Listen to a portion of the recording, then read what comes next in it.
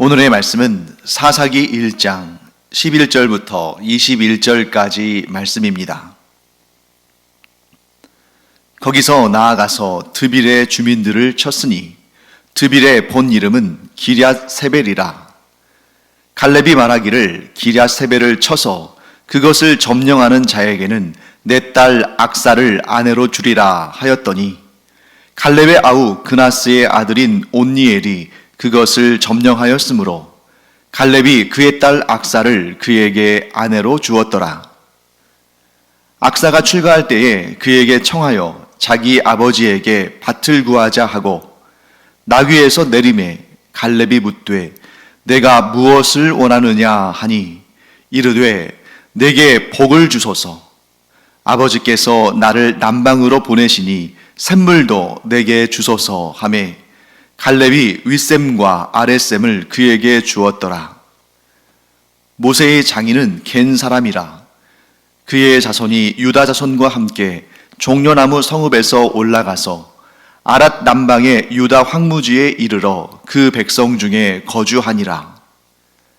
유다가 그의 형제 시므온과 함께 가서 스밧에 거주하는 가나안 족속을 쳐서 그곳을 진멸하였으므로 그 성읍의 이름을 호르마라 하니라.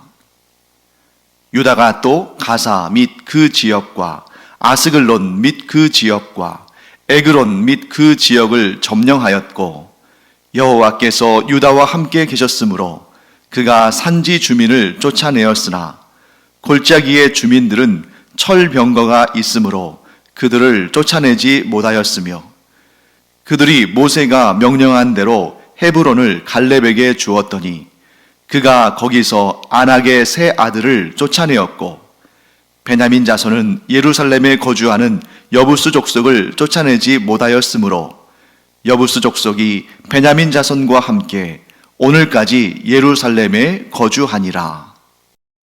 네, 오늘 본문에서도 연이은 유다 지파의 승리의 소식들이 들립니다. 먼저 기럇세벨을 점령하는 이야기가 등장하죠. 자, 유다 지파의 최연장자, 아니 이스라엘 전체의 최연장자는 누굴까요? 바로 갈렙입니다.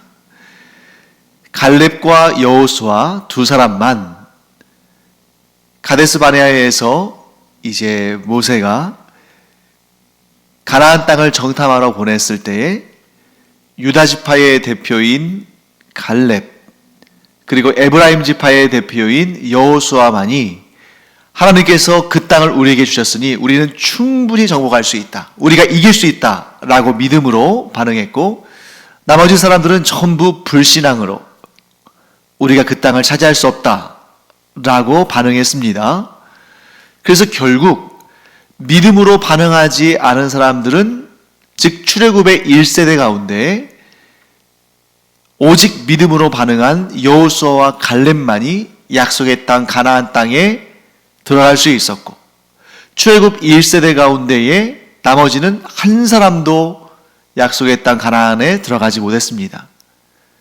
그러니까 가나안 땅에 들어간 이스라엘 사람들은 출애굽 1세대 곧 애굽에서 나올 때 성인이었던 사람들 가운데는 오직 여호수아와 갈렙만이 가나안 땅을 밟았고 그 이후에 즉 애굽에서 출애굽할 때에 성인이 아니었거나 광야에서 태어난 사람들만이 약속의 땅 가나안 땅에 들어갈 수 있었던 것이죠.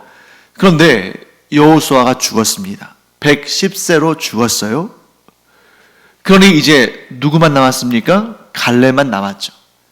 그러니까 갈렙은 유다 지파의 가장 나이 많은 그러한 지도자일 뿐만 아니라 이스라엘 전체에서 가장 나이 많은 장로에 속한 그러한 자였습니다. 그런데 아마 오늘 제가 드리는 말씀이 굉장히 생소한, 어쩌면 처음 듣는 이야기일 수도 있을 겁니다. 그리고 이 내용은 학자들 사이에서도 좀 논란이 되는 그런 부분이긴 합니다만 성경에 나와 있는 그런 내용들을 근거로 해서 좀 설명을 드리겠습니다. 자, 오늘 본문에서 갈렙이 누구든지 이 기럇세벨이라는 곳을 쳐서 취하면, 그것을 점령하면 그에게는 자신의 딸인 악사를 아내로 주겠다고 약속합니다. 갈렙이 이런 약속을 한 이유는 아마도 이 기럇세벨이라는 곳이 점령하기가 굉장히 힘든 곳이었을 것 같다 하는 생각이 듭니다. 그리고 오늘 본문의 후반부에도 등장합니다만 갈렙이 헤브론 땅을 받게 되는데 그 땅을 차지할 때 아낙 자손의 거인들, 즉 아낙 자손, 성경에서 아낙 자손 하면 거인들인데 그 아낙 자손의 거인들을 물리치고 그 땅을 차지하게 되죠.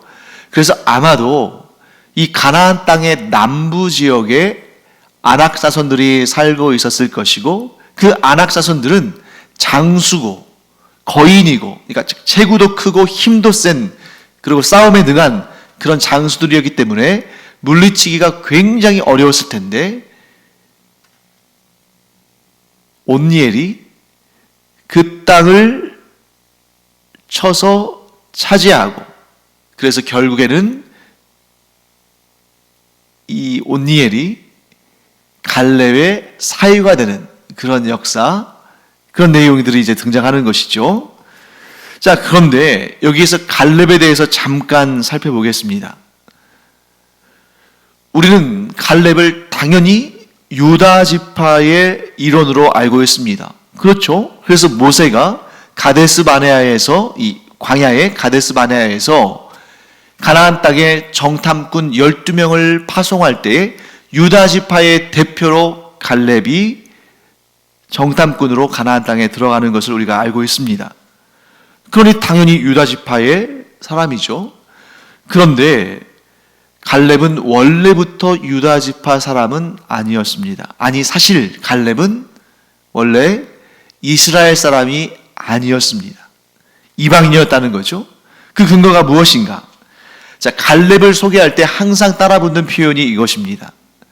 갈렙은 그나스 사람 여분네의 아들 갈렙, 이렇게 소개가 돼요. 그러니까 여분네의 아들 갈렙. 그때 여분네는 갈렙의 아버지 혹은 할아버지나 증조할아버지나 선조일 수 있습니다. 자, 이스라엘 사람들이 누구의 아들 누구 할 때 그러니까 A의 아들 B 할 때 A는 반드시 아버지일 필요는 없어요. 그의 조상이고, 즉 아들이라는 표현은 그의 후손이라는 표현인데, 물론 대부분 아버지의 아들 이렇게 소개되는 경우가 많죠. 그런데 이 갈렙의 아버지 혹은 갈렙의 선조인 이 여분네가 그나스 사람이라는 것입니다. 그나스 사람은 다른 말로 그니스 사람이라고도 소개가 돼요. 그러니까 그나스, 그니스 같은 그런 이름입니다. 같은 그러한 내용이에요. 자, 그런데 갈렙의 아버지 혹은 그의 선조인 여분네가 그나스 사람이라면 갈렙도 당연히 그나스 사람이겠죠.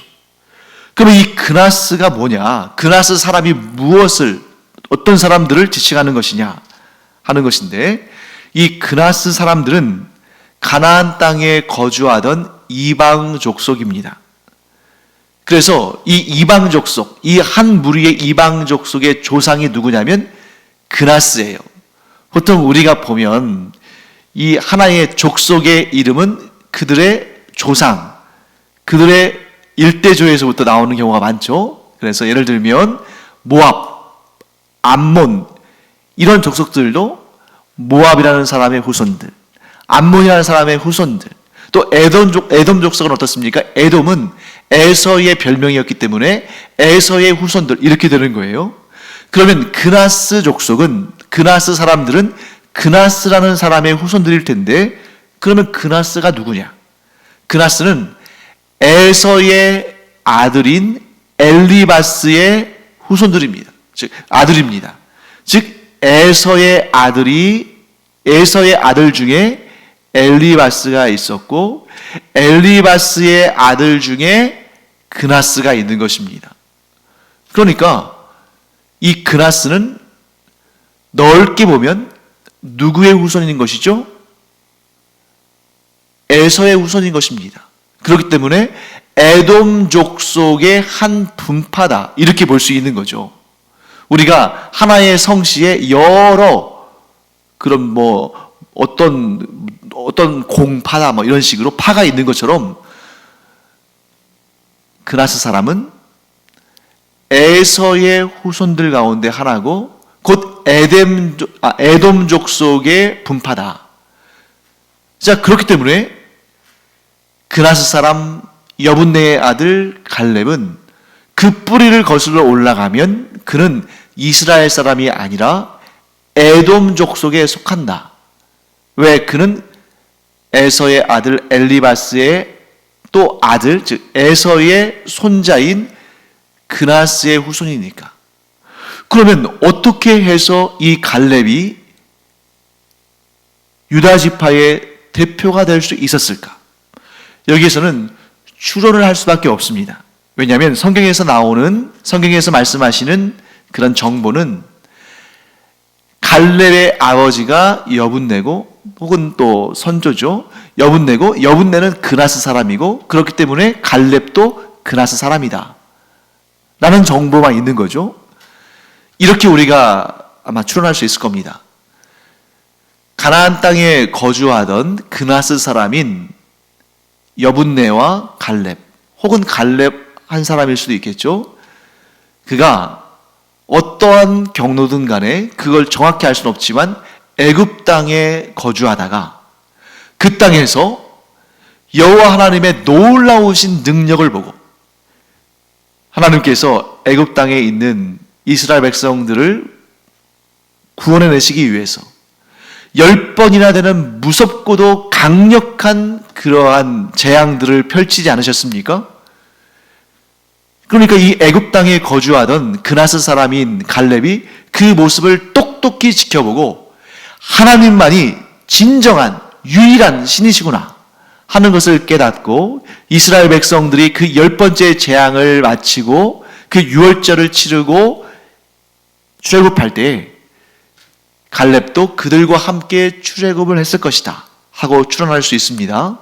그리고 무엇 때문인지 모르지만 이 갈렙의 어떠한 특별함으로 인해서 유다 지파 사람들이 갈렙을 유다 지파의 일원으로 받아들였을 가능성이 매우 크다는 거죠. 그렇기 때문에 그나스 사람인 갈렙이 유다 지파의 대표로 가나안 땅의 정탐꾼으로 파송된 것입니다. 그런데 그 특별함이 무엇인지 우리는 알 수 없지만 아마도 그 갈렙의 정탐꾼 이후의 행보를 보면 그가 유다 지파의 대표로 뽑힐 수밖에 없었던 이유를 알게 되죠.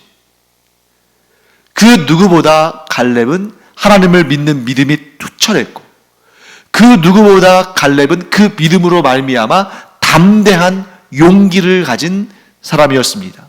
자, 이런 모습이, 이런 하나님에 대한 믿음, 순종, 용맹함, 이런 부분들이 자연스럽게 나타났을 것이고 그로 인해서 갈렙은 유다 지파 사람들에게 존경을 받고 또 그와 친해지고자 했을 것이고 그래서 이 갈렙과 친한 이 유다 지파 사람들이 갈렙을 너는 우리의 형제와 마찬가지다 하고 유다 지파의 일원으로 받아들이지 않았을까 하는 그런 추론을 할 수 있는 것이죠.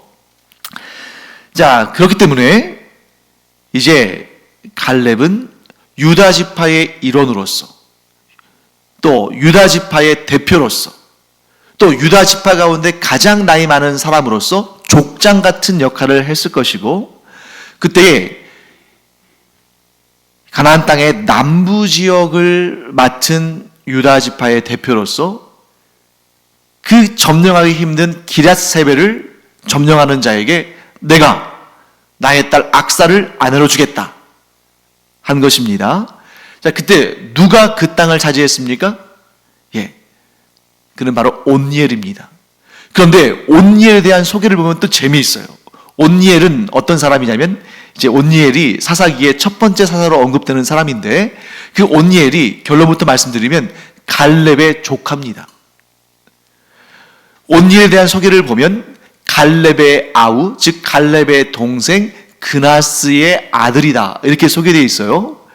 그러니까 이 그나스 족속이니까 그 이름도 그나스를 썼던 것 같아요. 이제 자기의 족속 이름을 자기의 이름으로 삼는 사람들이 많이 있으니까요. 물론 그 부모가 그 아들에게 혹은 딸에게 그 이름을 붙여준 거겠죠.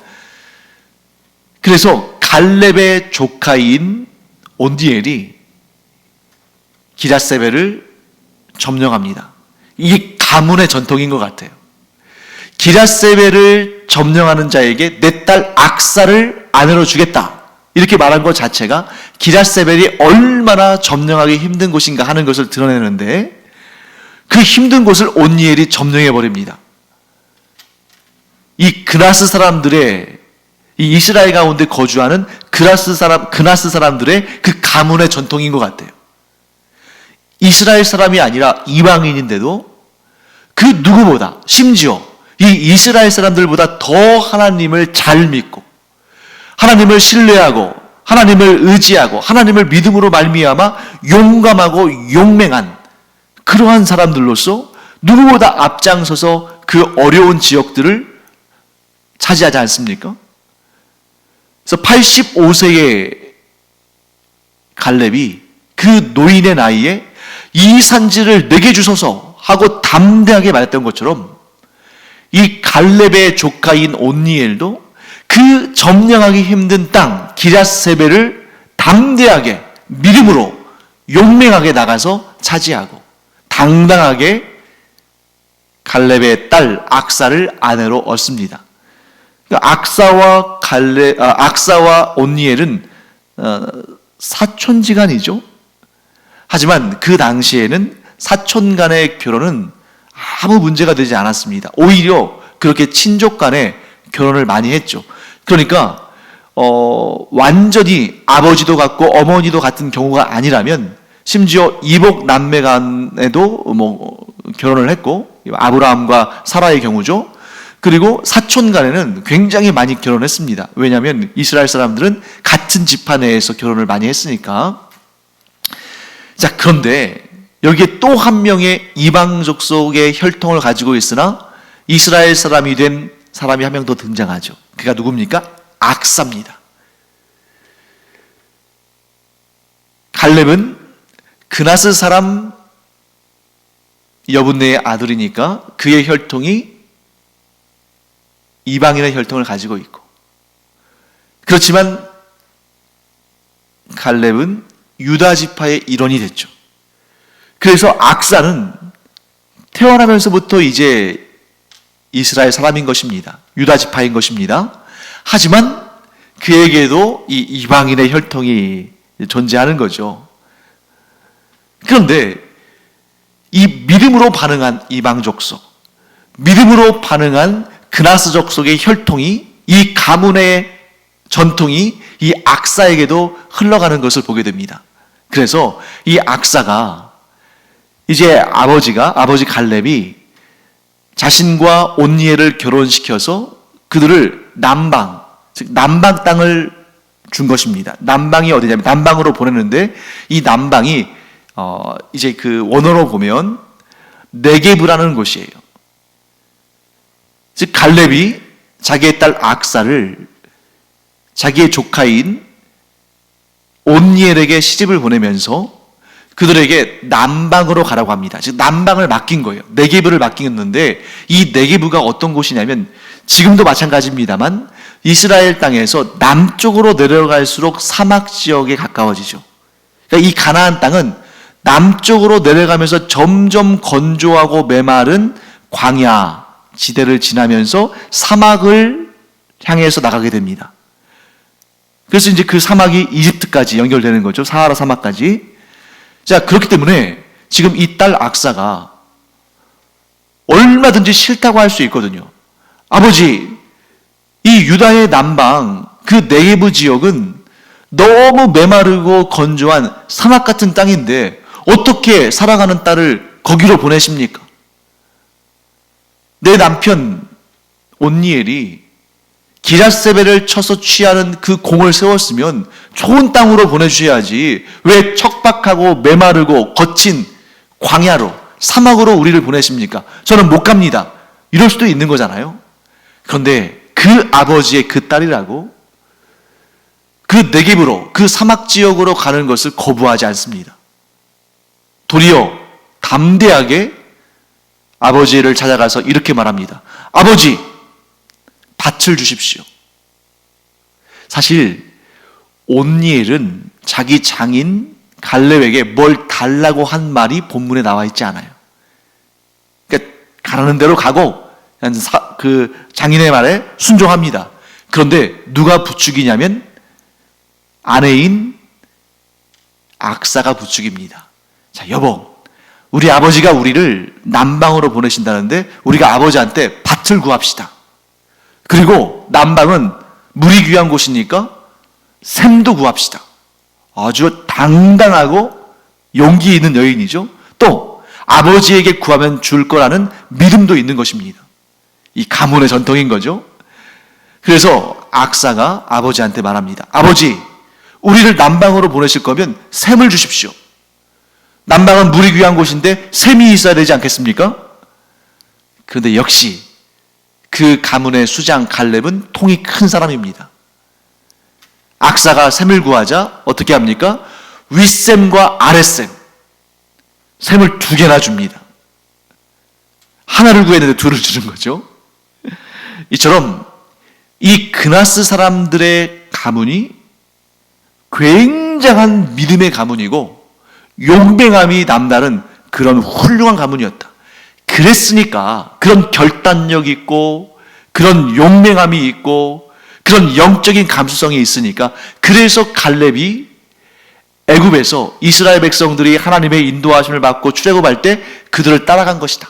왜냐하면 참신 유일하신 하나님을 발견했기 때문에 그 애굽 땅에 머물러 있지 않고 이스라엘 사람들과 함께 출애굽의 여정에 동참한 것입니다. 사실 이스라엘 백성들이야 하나님의 인도하심을 받고 당연히 따라갈 걸로 생각한 사람들이 많았겠습니다만 이 그나스 사람, 이방 족속, 하나님을 알지 못하던 족속 가운데 있던 이 갈렙이 이스라엘 백성들을 따라 나설 이유가 뭐가 있겠어요? 이스라엘 백성들이 좋아서 따라 나선 것이 아닙니다. 편하고 좋은 걸로 따지면 애굽에 있는 것이 훨씬 낫죠. 그런데 이 갈렙이 하나님을 만났으므로, 하나님이 유일하신 신임을 확인했으므로 그가 하나님 때문에 이스라엘 백성들과 함께 출애굽 여정에 나선 것이고, 하나님을 믿는 그 믿음이 누구보다 투철하고 누구보다 강력했기 때문에 유다 지파 사람들에게 인정을 받고 유다 지파의 일원이 되었고, 그의 가문, 이 믿음으로 나선 그의 가문의 전통을 따라 온니엘도 그 공략하기 힘든 기럇세벨을 점령했고, 또한 그의 딸 악사, 갈렙의 딸 악사는 담대하게 믿음으로 아버지에게 밭과 샘을 구했을 때 아버지로부터 땅뿐만 아니라 샘들을 얻는 그런 은혜를 누렸습니다. 저는 이 모습을 보면서 오늘날 우리가 이런 사람들이 되어야 되지 않는가 하는 생각을 하게 됩니다. 우리는 이스라엘 사람 아닙니다. 우리는 이방 족속입니다. 그러나 우리가 하나님을 알았기 까닭에 오직 하나님만이 유일하신 신이요 우리에게 구원의 은총과 모든 좋은 은혜와 복을 주실 분이라는 것을 우리가 알기에 믿음으로 나섰습니다. 그것이 우리가 복 있는 이방인이라는 증거인 거죠. 우리가 예수 그리스도를 구주로 영접하고 하나님의 자녀가 된 것, 얼마나 큰 복인가. 갈렙과 같은 복을 우리가 얻은 것입니다. 그러므로 우리는 갈렙과 같은 사람이다. 영적으로 통하는 사람이다. 영적으로 같은 부류의 사람들이다 하는 것을 우리가 알고 기쁜 마음으로 갈렙을 보면서 우리가 더욱더 열심히 하나님을 섬기는 그런 신앙의 열심을 낼 수 있는 것이죠. 자, 그런데 이방 족속의 이야기, 복 있는 이방 족속, 하나님을 섬기는 복 있는 이방 족속의 이야기는 여기서 그치지 않습니다. 16절에 또 한 번 등장해요. 갑자기 모세의 장인 이드로, 그들의 족속인 겐 족속 이야기가 등장합니다. 다분히 일부러 놓은 것 같아요. 갈렙이 이방 족속 출신이었고, 그 다음에 갈렙 이야기, 갈렙과 그 이방 족속, 그 그나스 족속의 사람들인 갈렙, 그의 딸 악사, 그의 사위 온니엘 이야기를 한 다음에 바로 연이어서 16절에서 모세의 장인에 속한 족속인 겐 족속 이야기가 등장합니다. 이게 무슨 이유겠어요? 지금 아주 정교하게 논리적인 흐름이 이어갑니다. 이스라엘 사람이 아닌 이방 출신으로서 누구보다 하나님을 잘 믿고 하나님을 믿음으로 말미암아 용기를 내서 이 가나안 땅을 정복하는 일에 있어서 가장 존귀하게 쓰임받은 갈렙, 온니엘, 악사, 이 그나스 사람들에 대한 이야기를 한 다음에 16절에서 겐 사람, 곧 이방 족속이지만 하나님을 믿기 까닭에 하나님의 은혜 가운데 이스라엘 진영 가운데 거하게 된 겐 족속의 이야기가 등장하죠. 그래서 이 겐 족속은 하나님을 섬기기로 작정하고 이스라엘 족속 가운데 있었는데, 이 겐 족속은 하나님의 은혜를 많이 받았습니다. 심지어 좀 실패한 왕이긴 합니다만 사울 왕이 아말렉과 전쟁을 치를 때, 그때 그 아말렉 진영 가운데 머물고 있던 겐 사람들에게 몰래 메신저를 보내서 그들에게 너희들 아말렉 족속으로부터 빨리 피해라. 우리가 아말렉과 전쟁할 텐데 너희들이 다치면 안 되니까 빨리 피해라. 이렇게 긴급하고 은밀한 메시지를 전할 정도로 이 겐 사람들은 이스라엘 사람들에게 은혜를 얻고 하나님께 복을 받습니다. 자, 지금 사사기 1장 오늘 본문에서 말씀하시는 것이 무엇입니까? 구원은 혈통으로 얻는 것이 아니라 믿음으로 얻는 것이며, 이방 족속이라 할지라도 하나님을 믿음으로 말미암아 용기를 내서 하나님의 명령에 충성되이 행하면 반드시 복을 받고 반드시 하나님은 그들을 잘 되게 하시고 승리하게 하시고 좋은 것을 주신다 하는 것을 이야기하고 있는 것입니다. 그것과 또 대조된 이야기가 등장해요. 지금 갈렙 가문의 이야기가 등장하고 모세의 장인 이도가 속한 겐 사람들 이야기가 등장한 다음에 그 다음에 이어지는 메시지가 뭐냐면 이스라엘 사람들의 실패를 다루고 있습니다. 이방 족속들의 승리와 함께 이스라엘의 실패가 연달아 등장하므로 강력한 대조를 보여주고 있는 것이죠. 자, 유다 지파 사람들은 순수한 이스라엘 사람들이죠. 유다 지파 사람들은 산지의 주민들을 내쫓긴 했지만 골짜기에 있는 이방 족속들이 철병거를 가지고 있는 강력한 힘을 가지고 있었기 때문에 그들을 쫓아내지 못했다라는 실패의 메시지를 기록하고 있습니다. 또한 베냐민 자손은 예루살렘을 차지하도록 하나님께 지시를 받았는데 예루살렘에 거주하는 여부스 족속을 다 몰아내지 못해서, 그들을 쫓아내지 못해서 이 사사기 1장에 기록되던 그때까지도 예루살렘에서 베냐민 지파와 여부스 족속이 함께 거주하는 그 갈등과 그 고통과 그 문제의 불씨를 가지고 살아가는 그런 상태에 있었다라고 성경은 말씀합니다. 자, 저는 이 내용을 보면서 오늘날 유대민족의 영적인 상황을 보는 것 같습니다. 분명 유대민족은 전 세계의 모든 민족들 가운데 가장 복받은 민족이죠. 왜냐하면 하나님께서 이런 민족 단위로 언약을 맺으신 민족은 오직 유대민족밖에 없잖아요. 그러니 이보다 더 복되고 이보다 더 부러운 모든 민족에게, 모든 족속에게 부러움이 대상이 될 만한 족속이 또 어디에 있겠습니까? 그런데 정작 그들이 예수 그리스도를 구주로 영접하지 않음으로 말미암아 지금 영적으로 파산 상태에 있는, 영적으로 너무나 지금 문제가 심한 최고의 선택을 받은 민족이, 모든 민족으로부터 부러움의 대상이 된 그 유대민족이 지금은 영적인 파산 상태에 있다. 반면에 수많은 이방 족속들이, 그 가운데 예수 그리스도를 구주로 영접한 사람들이 많이 일어남으로 말미암아 하나님의 구원을 얻은, 하나님께 복을 받은 그런 복된 민족이 되고 있다는 사실. 오늘 본문에서 그나스 족속과 겐 족속과 대비되는 이 이스라엘 민족의 실패와 마찬가지로 오늘날도 지금 영적인 상태에 있어서 유대 민족은 예수 그리스도를 구주로 영접하지 않음으로 말미암아 예수 그리스도를 구주로 영접한 다른 많은 이방족들에 비해서 영적으로 지금 얼마나 큰 문제를 가지고 있는가 하는 것을 보게 됩니다. 사랑하는 성도 여러분, 구원은 육체의 혈통에 있는 것이 아니라 하나님을 믿는 믿음에 있는 것이다. 또한 하나님을 믿음으로 말미암아 용기를 내는 자를 하나님은 존귀하게 들어 사용하시고 그를 통해 하나님의 위대한 역사를 이루신다.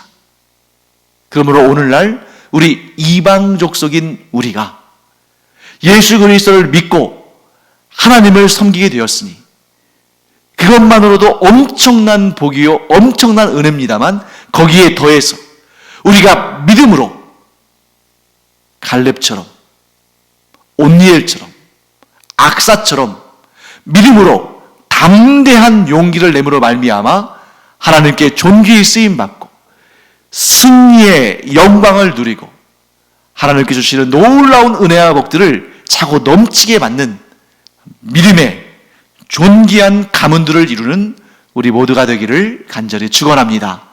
기도하겠습니다. 하나님 감사합니다. 비록 저희가 혈통으로는 이스라엘 민족이 아니고 이방 족속입니다만 저희가 예수 그리스도를 구주로 영접하고 하나님을 믿는 하나님의 자녀들이 되게 하심을 감사드립니다.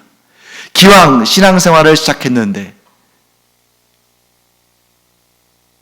두려움과 용기 없음과 주저함으로 저희의 인생을 허비하는 것이 아니라 담대함으로 용맹함으로 용기를 내므로 하나님께서 맡기신 그 사명을 잘 감당함으로 하나님께 존귀히 쓰임받고 하나님께 상을 받고 복을 받는 저희들 되게 하여 주시옵소서.